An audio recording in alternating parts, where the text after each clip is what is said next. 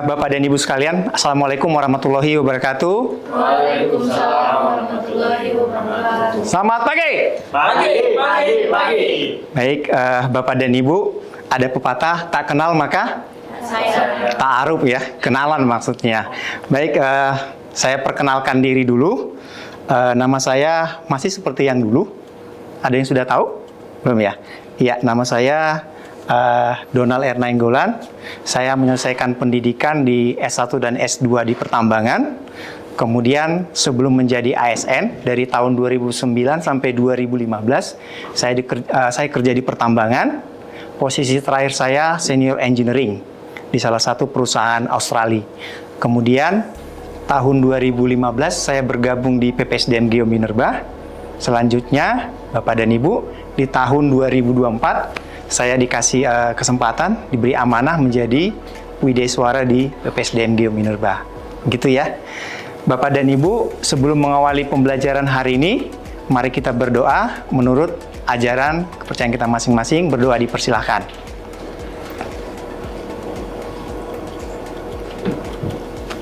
Berdoa selesai.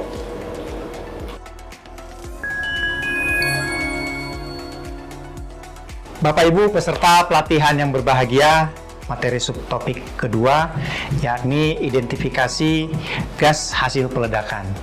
Bapak dan Ibu, kita ketahui setiap peledakan maka bahan peledak akan bereaksi berubah menjadi gas. Gas hasil peledakan itu dikategorikan menjadi dua. Yang pertama adalah smoke atau gas tidak beracun, yang kedua adalah fumes atau gas beracun. Untuk gas yang pertama yang kategorinya smoke, gas-gas yang tidak beracun ini Bapak dan Ibu contohnya adalah H2O atau uap air, kemudian CO2, karbon dioksida, kemudian gas nitrogen.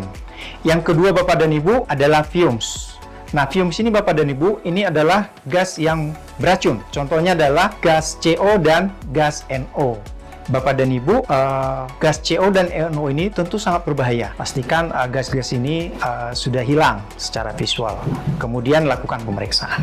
Baik Bapak dan Ibu, apa yang menjadi penyebab daripada terbentuknya gas-gas beracun ini? Bapak dan Ibu, ada 6 hal, ada 6 faktor yang perlu diperhatikan. Yang pertama adalah pencampuran antara bahan ramuan bahan peledak dengan unsur oksidator dengan bahan bakar atau fuel, itu campurannya tidak sempurna. Contohnya ANPO yang harusnya 94,5% dicampur dengan fuel oil 5,5%, ternyata campurannya kurang.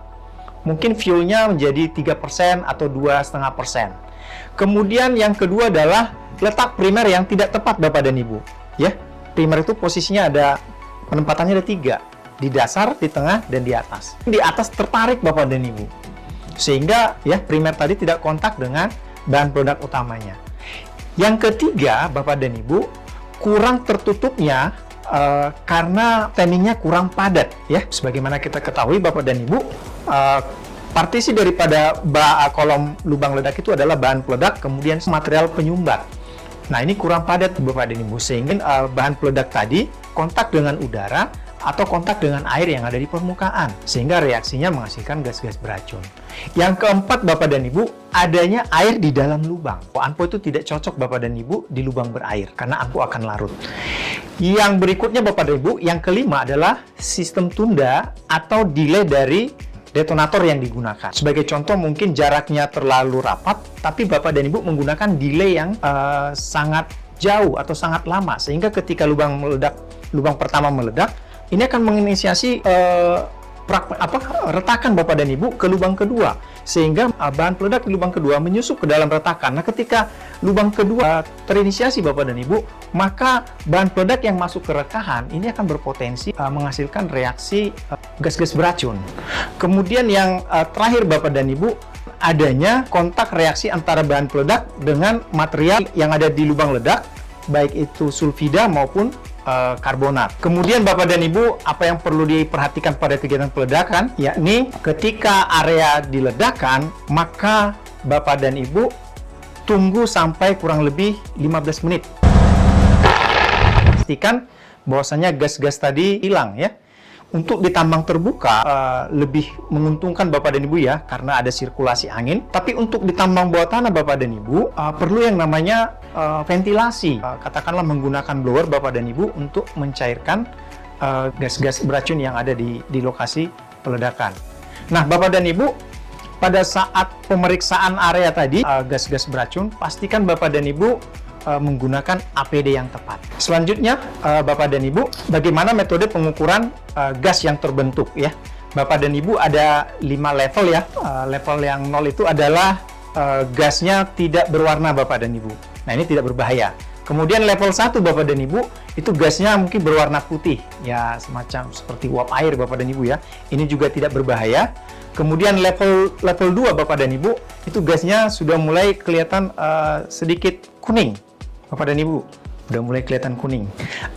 Level 3, kuningnya semakin pekat Bapak dan Ibu. Kemudian di level 4, itu warna gasnya Bapak dan Ibu, itu udah kelihatan lebih orange Bapak dan Ibu, orange pekat ya. Ini sudah kategori moderat. Dan level yang terakhir, level 5 Bapak dan Ibu, itu warnanya mungkin sudah lebih ke merahan. Demikian Bapak dan Ibu, untuk materi terkait dengan identifikasi gas-gas hasil peledakan. Semoga apa yang sudah disampaikan ini bisa diterima, dan mohon dipersiapkan diri untuk menjawab evaluasi berikut ya. Oke, pemenangnya adalah Bu Lina. Makasih, tepuk tangan. Baik, Bapak dan Ibu sekalian, demikian pembelajaran pada hari ini terkait dengan materi pasca peledakan. Semoga apa yang sudah diperoleh kurang lebih 10 menit bisa menjadi tambahan wawasan bagi Bapak dan Ibu sekalian, utamanya pada saat kembali ke tempat bekerja masing-masing. Demikian kami akhiri dengan wassalamualaikum warahmatullahi wabarakatuh. Kami tutup dengan satu pantun, boleh? Tak ada gading yang tak ada gading yang tak retak. Tak ada kepala yang tak botak. Terima kasih, selamat sore.